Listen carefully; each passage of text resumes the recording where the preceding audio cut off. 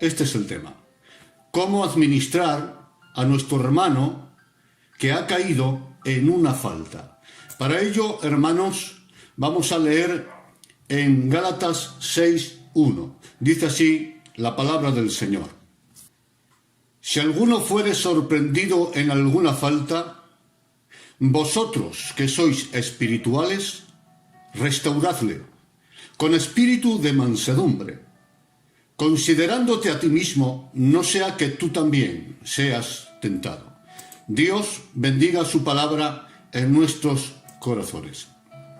Hermanos, sabemos que Dios, por medio de su gracia, ha proveído al creyente todos los recursos y poderes necesarios para evitar caer en el pecado o entrar en la tentación.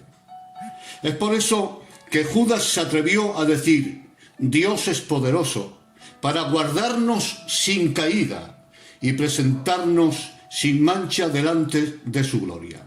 Luego, hermanos, si Dios vela por nosotros y su gracia nos aporta los poderes necesarios para estar en pie cara al diablo, cara al mundo y cara al pecado, y aún así entramos en tentación, la culpa no puede ser de Dios, sino nuestra.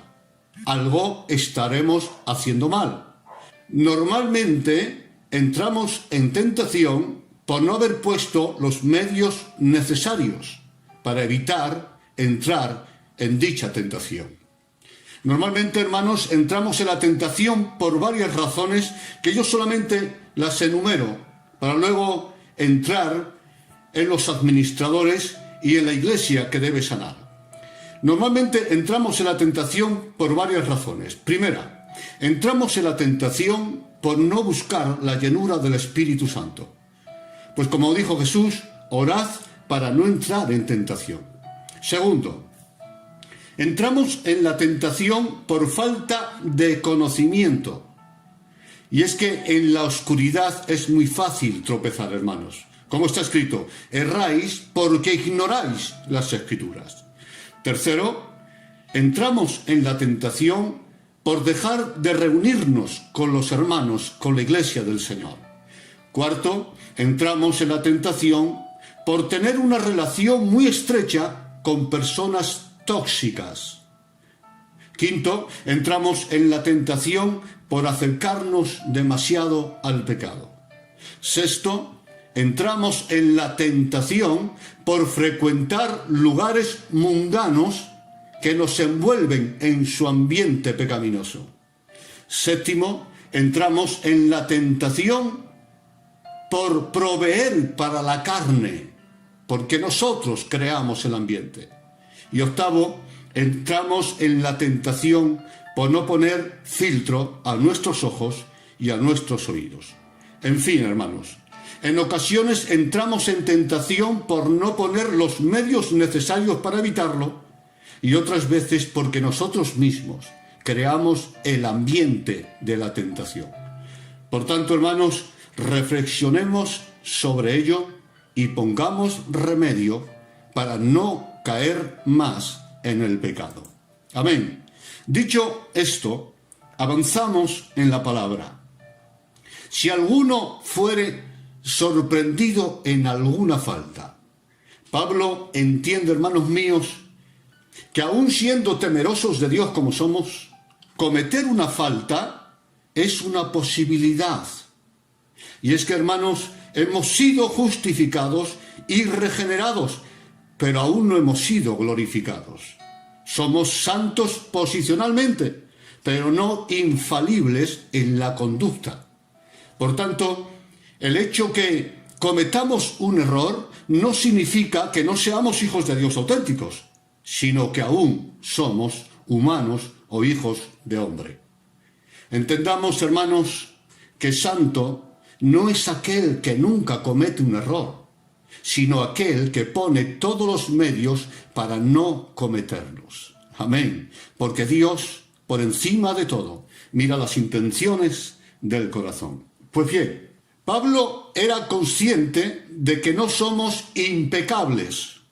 Así que, preocupándose por los heridos, vuelvo a repetir, preocupándose por los heridos, se dirige a la Iglesia para darle pautas de restauración para recuperar a los hermanos caídos. Amén.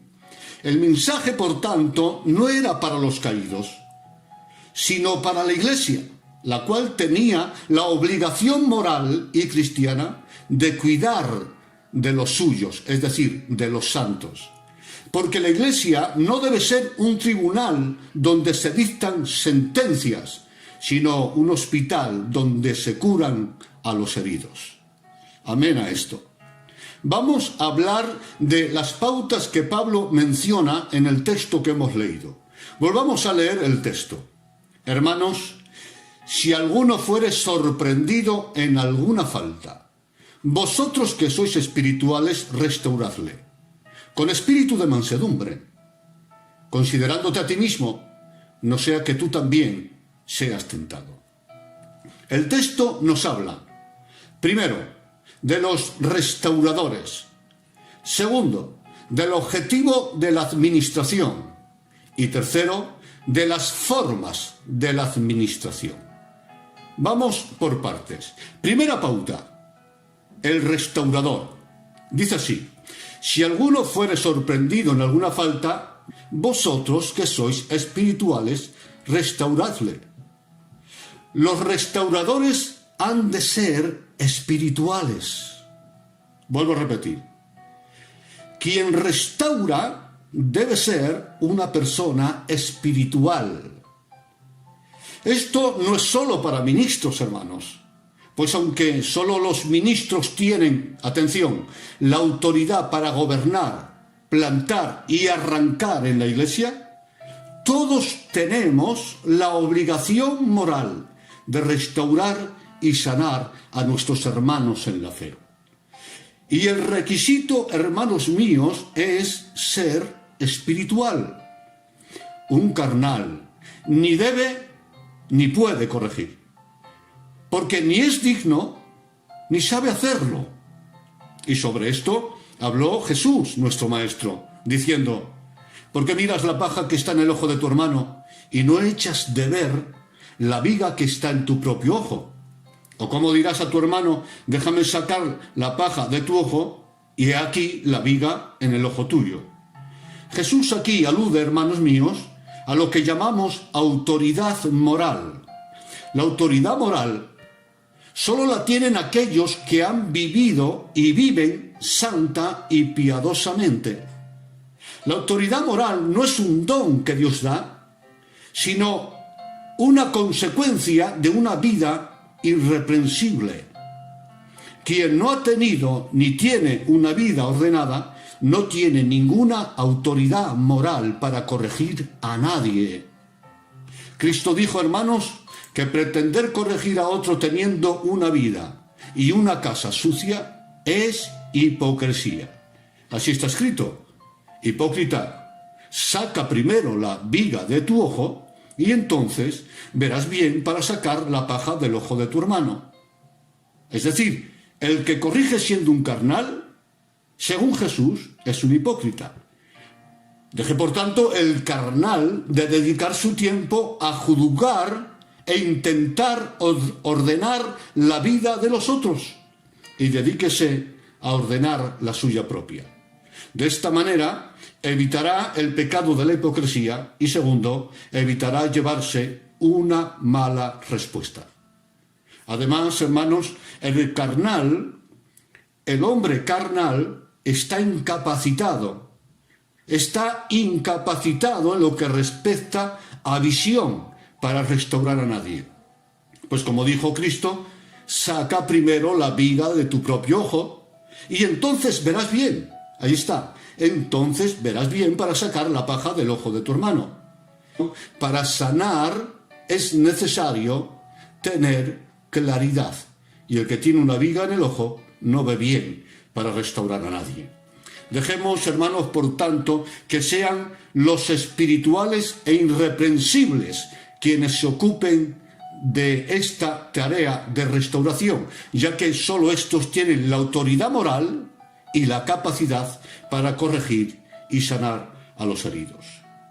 Segunda pauta que marca el apóstol Pablo, el objetivo. Volvamos a leer el texto. Vosotros que sois espirituales, restauradle. El objetivo de todo trato, consejo, reprensión o disciplina es la restauración de nuestro hermano. Restaurar. ¿Qué es restaurar? Escuchen. Restaurar es volver a poner algo en el estado y estimación que tenía antes. Los sinónimos de restaurar son extraordinarios. Escuchen. Restaurar es reparar, corregir, reponer, rehabilitar, reanudar, sanear y me encanta esta palabra, recuperar. Amén. En esto debemos pensar cuando alguien comete una falta, en corregirle, en reponerle, en sanarle, en recuperarle. Amén. Los medios pueden ser varios: el consejo, la luz, la reprensión, la disciplina, el abrazo, la vara, pero el objetivo es uno: restaurar su comunión con Dios, o lo que es lo mismo, recuperarle para la gloria del Señor. Ministros e Iglesia de Cristo debemos tener una mentalidad de restauración. Espíritu de samaritano y no de fiscal acusador. Ciertamente, el hijo pródigo esperaba el merecido rechazo de su padre, pues contra él había pecado. Sin embargo, el padre le besó, hermanos, le recibió y le perdonó. Y cuando él pedía ser uno de sus jornaleros, el padre le llamó hijo y puso anillo en su dedo. Con este acto del anillo, le devolvía la autoridad y la dignidad de hijo, esa dignidad que su locura le había quitado. Es decir, el padre renovó el estado de estimación que tenía su hijo, le devolvió la dignidad perdida. Es decir, el padre le restauró, porque el arrepentimiento del hombre provoca un reinicio en Dios. Pero atención, hermanos, para sorpresa del joven, el rechazo que esperaba de su padre y no recibió, sí lo recibió de su propio hermano. Un rechazo inmerecido, por cierto, pues contra él no había pecado, sino contra el padre. Luego, el padre tenía una mentalidad de restauración que nacía del amor. Pero el hermano tenía una mentalidad de fiscal acusador que nacía, atención, de la vanagloria de su formalidad.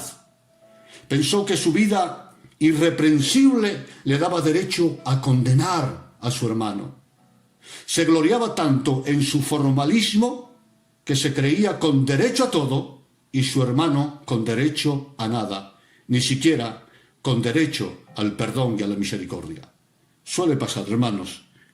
El que yerra y se arrepiente no tiene problemas con Dios, pero sí con esos supuestos hermanos que están tan orgullosos de su santidad que creen que no necesitan ni la misericordia de Dios.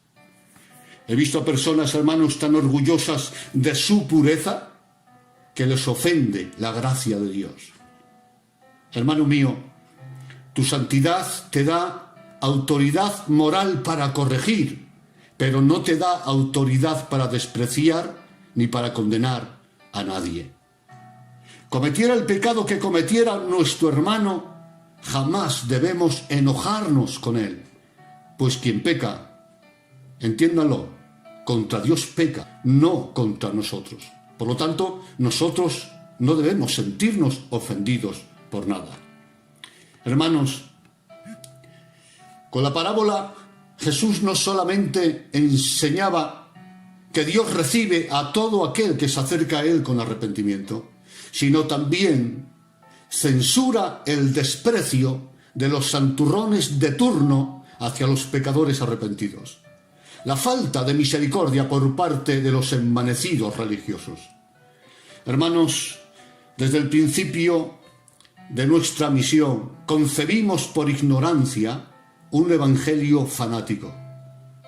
También concebimos la imagen de un Dios castigador y sin misericordia. Muchos éramos más del Sinaí que del Gólgota, más de la ley que de la gracia. Y aquella imagen distorsionada de Dios y del Evangelio nos dio un cristianismo distorsionado y una administración también distorsionada. Tanto es así que por cualquier error castigábamos de forma desmedida a quienes cometían alguna falta, sin tener en cuenta ni sus circunstancias ni sus heridas. Cuando alguien cometía una falta, nos centrábamos más en la disciplina que en la sanidad del propio herido. Recuerdo, hermanos, con tristeza, que la propia Iglesia nos presionaba a los pastores para que castigáramos a los que tropezaban. Tal era nuestro error, que nos sentíamos satisfechos con haber disciplinado a nuestros hermanos, porque la disciplina era el objetivo, cuando en realidad es que la disciplina es y debe ser un medio de restauración, pero nunca el objetivo. El objetivo debe ser la restauración, no la disciplina. La disciplina puede ser un medio. Y con vergüenza lo digo, habíamos convertido el castigo en un purgatorio terrenal donde purgar los pecados. Tanto es así que muchos creyentes se autodisciplinaban como para pagar por sus pecados con el sufrimiento personal. Parece ser, hermanos, que había que defender a Dios a cualquier precio, incluso con el precio de ensañarse con sus hijos redimidos a los que tanto Dios amaba. Este era el espíritu de los amigos de Job. ¿Recuerdan? Que por el afán de defender a Dios dañaban al patriarca, a quien tanto Dios amaba. Lo que decían los amigos, lo que decían de Dios era maravilloso, pero es que resulta que a Dios no le llena que le defiendan si luego hieren a sus hijos heridos. Que por cierto, hay que defender la doctrina. Como dijo Pablo, Dios me ha puesto para defensa del Evangelio. Pero Dios, créanme, Dios no necesita ser defendido. Él sabe bien defenderse. Así que al final de la historia de Job, hermanos, Dios aparece emocionado con Job, orgulloso de Job y enojado contra los tres que le defendían con mucha teología. Hermanos, a Dios no le honramos con alabanzas si luego despreciamos a sus hijos, a los cuales Él ama. Hermano mío, tú como padre te puedes sentir honrado por alguien que te elogia si luego maltrata a tu hijo. Seguro que no. Quien desprecia a tu hijo no puede honrarte a ti. Como solemos decir en nuestra cultura, ¿verdad? Donde no cabe mi hijo, no quepo yo. Y es así, hermanos. A Dios no se le puede honrar con alabanzas si luego despreciamos a sus hijos.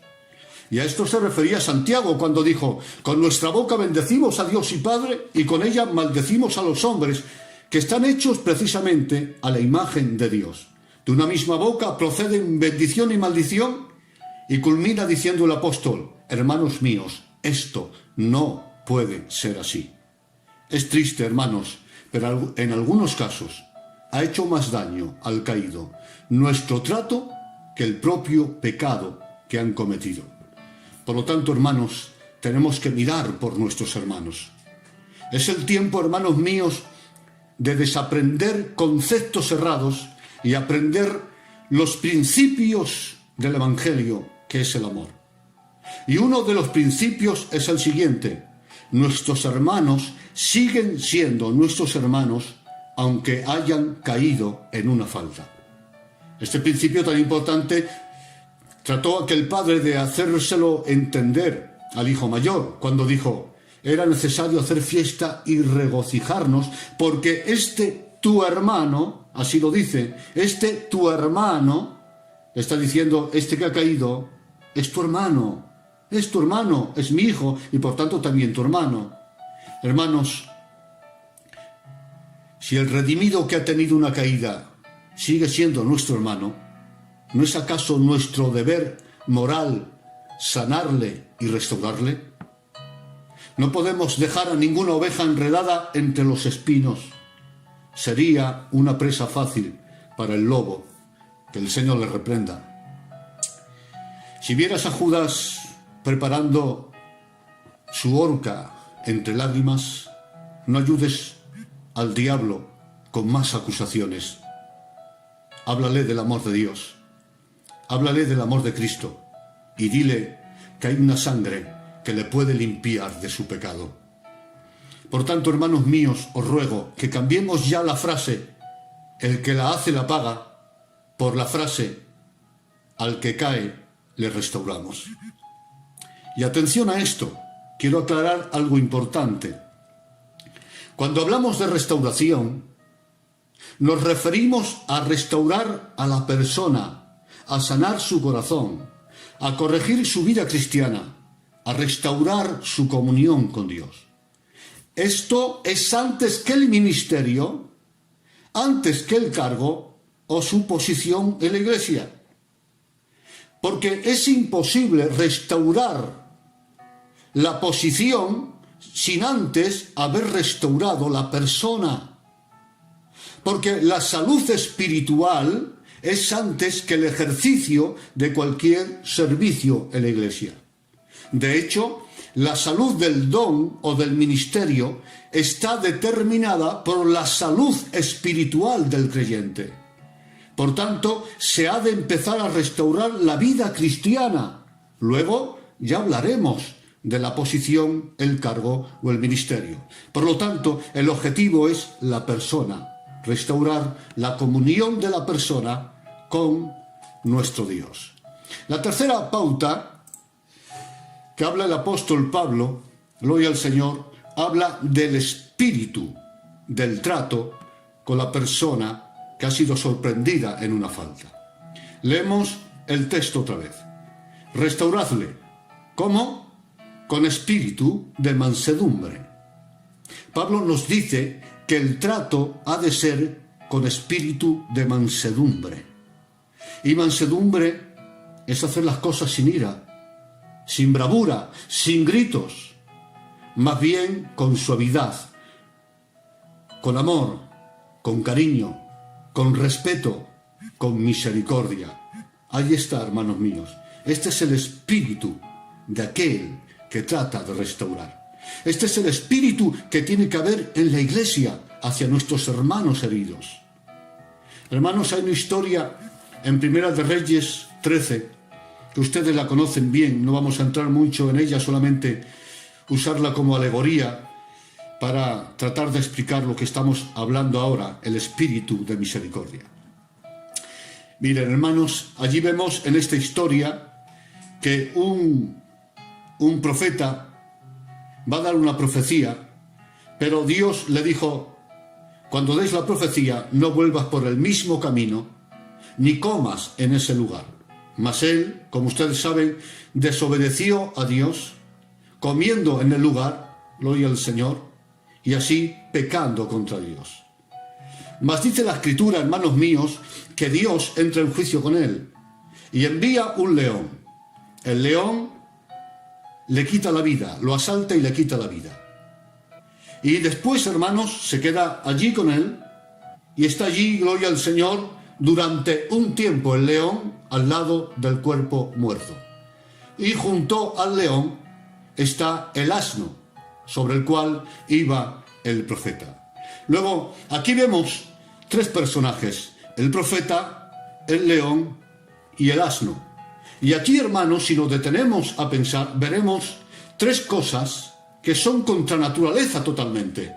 Tres cosas contra naturaleza. La primera: el león ejecutó la justicia, pero no se comió al profeta. Esto es contra naturaleza. porque un león solamente mata cuando tiene hambre. En este caso, lo mató, pero no se lo comió. Gloria al Señor. Es decir, ejecutó la justicia de Dios, pero no se comió al profeta. Hermanos, no confundamos justicia con ira o con venganza. Bendigo a Dios. ¿Debemos administrar justicia? Sí, pero no debemos comernos a nadie. No debemos usar la ira, sino la mansedumbre. Todo hombre, dice la Escritura, sea pronto para oír y tardo para hablar. Y tardo, dice, para airarse, porque la ira del hombre no obra la justicia de Dios. Al hermano mayor, hermanos, le hubiera gustado que el padre hubiera castigado duramente al hijo pródigo. Pero el padre no lo hizo, porque no está bien castigar al caído para satisfacer la ira de los carnales. No está bien, gloria al Señor, castigar a los heridos, a los caídos. No está bien, gloria al Señor, disciplinar al caído solamente para satisfacer la ira de los carnales que no son capaces de tener misericordia. Las disciplinas no se han de poner para calmar la sed de venganza de los carnales, sino para sanar a los heridos. Gloria al Señor. Jamás nadie exija que se discipline a alguien por algo personal que tenga contra él. No se puede dar esa satisfacción mezquina a nadie.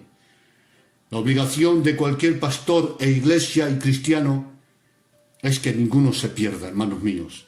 Así que hay que ejecutar la justicia como león, sí, pero no podemos comernos a nadie. No podemos hacer las cosas con ira. Gloria al Señor. La segunda cosa que vemos, hermanos, contra naturaleza, es que el león ejecutó la justicia de Dios, pero luego estuvo a su lado guardando el cuerpo de toda alimaña. Esto es extraordinario, hermanos míos. Es decir, ejecutó la justicia, pero luego se queda a su lado para velar por él, para guardarle. Esto es maravilloso, hermanos míos. Ejecutemos la justicia, pero también la misericordia. Quedémonos al lado del herido, dándole cariño y orando por él. No está escrito, hermanos míos, con verdad y misericordia se corrige el pecado. Con verdad, sí, pero también con misericordia. Hay que cuidar de los nuestros. No podemos permitir que el diablo, las alimañas satánicas, se ceben con uno de nuestros hermanos. Y tercera cosa que vemos, hermanos, en esta historia, que es contra naturaleza. El asno no se espantó por la presencia del león. Todos sabemos, hermanos, que cuando un león aparece, todos los animales huyen, porque el león les da miedo. Hermanos, escuchen bien. El autoritario y dictador infunde miedo, pero una autoridad de Dios infunde respeto, pero también confianza. Jamás infunde miedo. El propósito de todo ejercicio espiritual es que las personas teman a Dios, no a los hombres. Por tanto, como dice Pablo, no debemos ser contenciosos, sino amables para con todos. La gloria es para el Señor. Ahora, hermanos, volvamos al texto del principio. Dice al final, considerándote a ti mismo, no sea que tú también seas tentado. La versión del 95 dice así la siguiente frase: piensa en ti mismo, porque tú también puedes ser tentado. Escuchen bien, la vida es un eco, y por lo general, según tratemos a los demás, así nos tratarán a nosotros. Si la gente te evita, quizás tú tengas la culpa. Y si la gente busca tu compañía, seguro que tú tienes la culpa.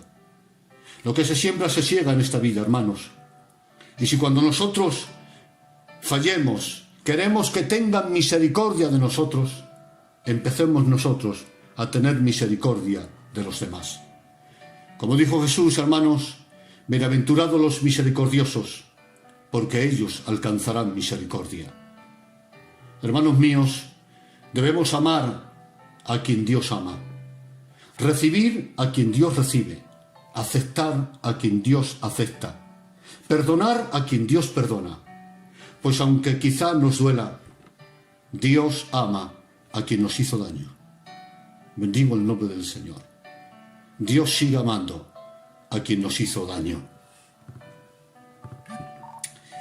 Toda la gloria es para Dios. Pero atención, hermanos míos, no quiero terminar sin decir lo que tengo que decir. Escuchen bien. La misericordia ha de ser administrada con inteligencia. Lo vuelvo a repetir.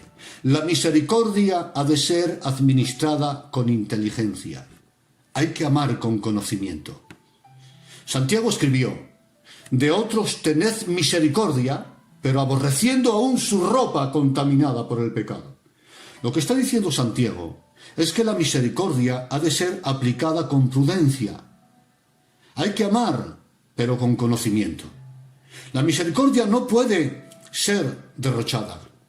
Hay que administrarla con sabiduría y con prudencia. Así como no podemos confundir justicia con venganza, no podemos confundir misericordia con consentir el pecado. Como está escrito, el amor no se goza de la injusticia, mas se goza de la verdad. Porque Dios es amor, pero no es un consentidor. No es necesario, hermanos, mostrarse débil ante el pecado para aplicar la misericordia. Hay que aplicar misericordia, pero hay que ser tajantes con el pecado.